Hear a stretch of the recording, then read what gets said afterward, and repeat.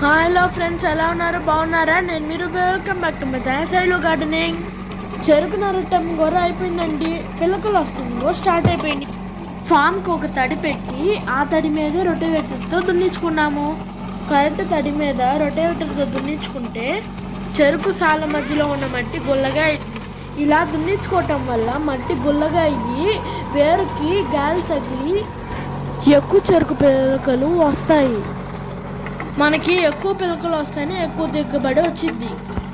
ఇప్పుడు ఫామ్లో రొటేవేటర్ ఎలా వేసుకున్నామో చూపిస్తాను. చూసారా మట్టి ఎలా గుల్ల గుల్ల అవుతుందో? కొంగలన్నీ వచ్చి ట్రాక్టర్ వెనకమాలే కూర్చున్నాయి. చూసారా పొగలు ఎగుస్తుంది? చెరుకు నరగటం అయిపోయిన వెంటనే సొనని కాలు తీసాం.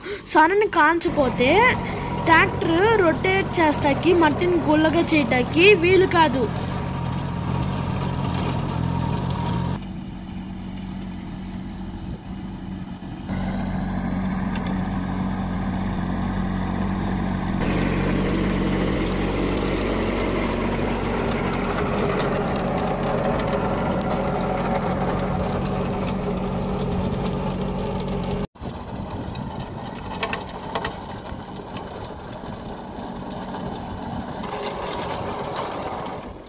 చూసారా మట్టి గుల్లగుల్లగా అయిపోయింది.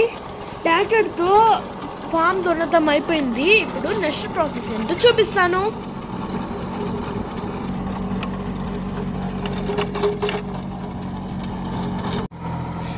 ఇప్పుడు రివర్స్ ప్లవింగ్ స్టార్ట్ చేసేసారు. చూసారా రివర్స్ ప్లవింగ్ ఎంత చక్కగా మట్టిని అంతా తీసుకొచ్చి చెరుకు పిల్లకల పైన వేస్తుంది. చూసారా ఫస్ట్ రొటేవేటర్కి ఉన్న బ్లేడ్ ఇప్పుడున్న బ్లేడ్కి తేడా? ఈ ప్రాసెస్ అంతా ఎందుకు చేస్తున్నామంటే కొత్త మట్టి పిలకల పైన వేస్తే గాలి తగిలి ఎక్కువ పిలకలు వస్తాయి. ఇలా చేపించుకోవటం వల్ల ఇంకో యూస్ ఏంటంటే నీళ్లు నాన్ స్టాప్గా లాస్ట్ వరకు వెళ్ళిపోతాయి.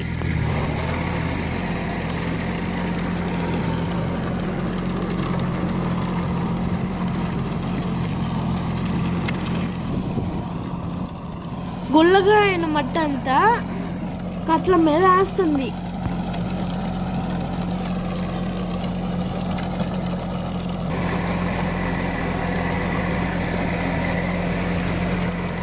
చూసారా మట్టిని అలా గుల్లగుల్లగా చేస్తుందో? మీరు చూడొచ్చు. మీకు గనక మా ఐడియా నచ్చితే please like, share and subscribe to our channel Shailu gardening. మనం నెక్స్ట్ కలుద్దాం. Bye. Thanks for watching our video.